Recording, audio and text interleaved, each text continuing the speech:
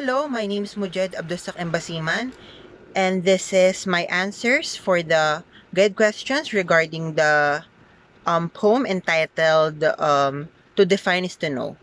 So the first question is, describe the sort of society that the poem depicts. Ang lipunan na po iyon ay, lipunan na yun ay kung saan ang ating speaker ay deprived of opportunities and resources in life. That's why hindi sila makakain. And kaya that's why hindi sila makakain ng maayos. At the same time, nasa bahay sila na hindi komportable. And you can also see na base sa first stanza ng mga policemen and then yung mga politician, they're using their power to do something bad as stated or as proven by the part here na because we are four, my father warned me against politicians and policemen. It means they have the power, and actually the speaker and the father were very scared. So there's a power sa mga elites, policemen, politicians, and mga lower class like them. There's a division. It's also clear na merong ding corruption na umiikot and lack of opportunities and actually corruption and incompetence of the politician. Kasi dito, merong part po dito na sinasabi na the politicians are giving gifts of food and money, but at the end, they're only giving what was took away from them. Sa part po yun ng mga narrator or speaker. Question number 2 po. What is the speaker's attitude toward what happens around him? Kung mapapansin po natin, parang malungkot po yung speaker, yung narrator po, habang kanyang sinasabi yung poem. Kung mapapansin po kasi natin here, the way it was delivered is like he or she is telling a story. It's like he's telling the story of his father about society. And you can really see na naawa siya. He felt helpless not only to himself but to his situation. To his dogs na pinakita dito na para namamatay na. Their living condition, kung paano sila kumain na nakakandelight lang. That attitude is actually helpless. At the same time, you can feel that he or she contains an anger towards the whole situation. Yun po yung number 3. What social issues are manifested in the poem? The first one, of course, is poverty. As stated here, as delivered here, because we are poor, yun pa lang po, poverty, isang patunay na po yun. They ate brown rice and dried fish roasted over glowing coal. Alam naman po natin na in poverty areas, ang usually ginagamit nila pang luto is coal, another proof for poverty. They even swallowed even the burnt scales and little stones in the grains. So the poorest quality food are being consumed by them, proving that they are povertus. Yun po. The second issue is actually corruption. As stated here, those who are in power, the policemen and the elites, the politicians are actually corrupted. They're actually incompetent. If they are really competent enough for their work, the constituents are actually in a good place and good situation. At base sa mismong poem, hindi po. Because again, they lack food.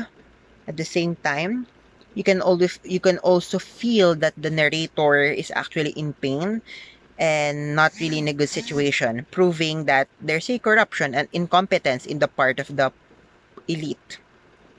The third one is hierarchy. For me, I'm sorry for the interruption. For me, hierarchy. Because hierarchy is like the paglalagay ng classes between people, the division. It's a social problem. It's a social structure, but for me, it's a social problem. Putting people in different classes, actually dividing them, giving power to the upper class while lower to non-power to the lower class.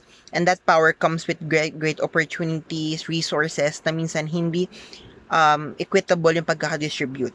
Thus, forming, allowing famine, lack, and poor quality of life. That yung tatlong issue. Those are the 3 issues po na tinatakal sa poem. The fourth question, how do you think the public in general react to these issues? Specify the issues and describe these reactions according to what you observe. For me po, the public is actually aware of the situation or issues in the issues. Because of that, kasi mapapansinan nila unang-una social media, TV, news, and their own direct observation of the situation. As citizens, they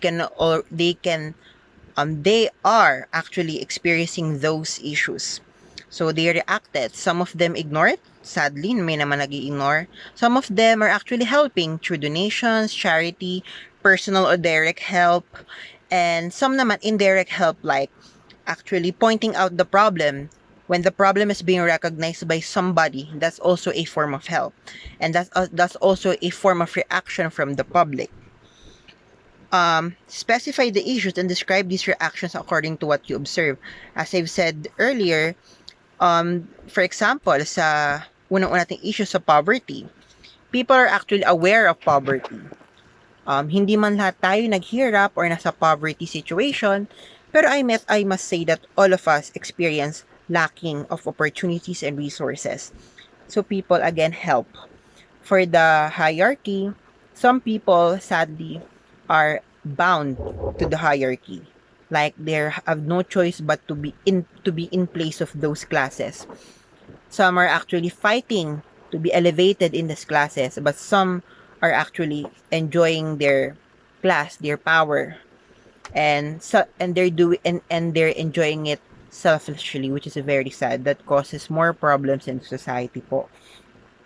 And for the hunger, some people actually help hunger through the donation, feeding program, sponsorship, and some ignoring them.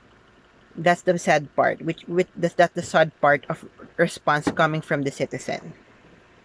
For the fifth question, if you think the problem specified in the poem remain with us today, how do you explain it?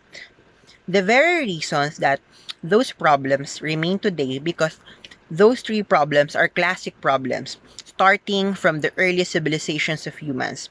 It is already embedded in the humans, it is already embedded or secured, or nasa pattern na sa utak natin at may ng mga tao, na it's to secure their own safety and their own comfort. Through, paano nila sinusecure yung sarili nilang comfort or security? By securing food, shelter, safety. Dahil dyan, ang mga tao ay naglalaban-laban sa isang single or isang unit ng resource. Sometimes that resource is very limited, so people fights. So if person A gets a huge amount of that resource, so the left behind na natitira kay person B. Marami pang person from C to letter Z. So marami sila. So by that analogy, masasabi natin na yung analogy na yun ay lagi nangyayari throughout history at hanggang ngayon nangyayari yun, at hindi siya maalis basta, hindi siya maaalis kasi naka-embed na po sa pag-iisip natin yon. I can relate it to poverty because some people actually have more resources, opportunities, sila yung nakapag-aral, sila yung may access sa economy, sila yung nakakabili ng mas maraming goods, that's why sila yung mas nakakakain, mas okay ang buhay, samantala yung nasa baba, wala silang access, wala nga silang bayad, wala silang maayos na tubig Kaya masasabi mo talaga, at paano nangyari yon? Kasi yung mga nasa middle or upper class, they're just securing themselves. Even the producers, nagtitira sila ng pinoproduce nila sa part nila kasi they're actually securing food for themselves. So it is actually a kind of natural response, a survival response from people na naging selfish, umabot na siya into selfish level. Kaya mahirap siyang tanggalin. Yun po. Last question. As an individual, what possible solutions do you offer to help minimize or solve these problems? These problems are actually very big and we cannot really diminish, remove it ng mabilisan po. What we can do is to help little by little. First, sa poverty. I know as a student, I cannot really help directly to elevate someone, remove someone from their situation, but not. What I can do is to help them, educate them. I can join to outreach program, personally go to the people, talk to them, know their situations, if I can give them advice on what they can have, motivate them to do well in life. Na despite lacking opportunities and resources, they can still that they can still given a hope na makakaalis din sila doon. At the same time, I can educate them na what are the proper ways to do on how to elevate themselves, like education, what are the techniques. Maaring ilan sa kanila hindi pamilya sa 4-piece program, ilan sa kanila hindi alam na may scholarship program pala sa mga batang hindi makapag-aral. And that way, pag nalaman nila, o di ba, makapag-kickstart sila ng solution for their problem. For the food naman, hindi ako makakatulong directly, but I think by just giving food, especially if I'm a worker already, laborer na ako balang araw, I can sponsor a child na para makakain siya pambaon niya. It will help him or her para makabawas din ng burden sa family sa panggastos. Kasi minsan, yung pambaon ng bata, burden din yung food, burden din yung sa family. So if I'm a worker balang araw, I can help the kid to go to work at akong bahala sa baon niya, mas less burden sa family. In terms of hierarchy, I think the very problem with hierarchy is the abuse of power of those who are above. The policemen who is using their crime fighting to dictate who is the bad one or not, the criminals or not, and the police and the politicians. They're actually taking many funds from the government funds and using it for selfish purposes.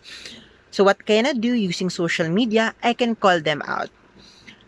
Diba, naalala po natin during the pandemic, the earlier part of initial stages of pandemic, maraming officials ang hindi ginagawa yung trabaho nila lang maayos. So the people of the Philippines using Twitter, Facebook called them out. Nag-post po na highly intellectual post telling them na ano may dapat nyong gawin, anong kulang na ginagawa nyo mga officials. And then when the officials are bombarded with the people's power of words, doon sila na start gumawa ng kilos, and maybe it's a not so clean setup, but it's effective. So actually having a voice is one good solution.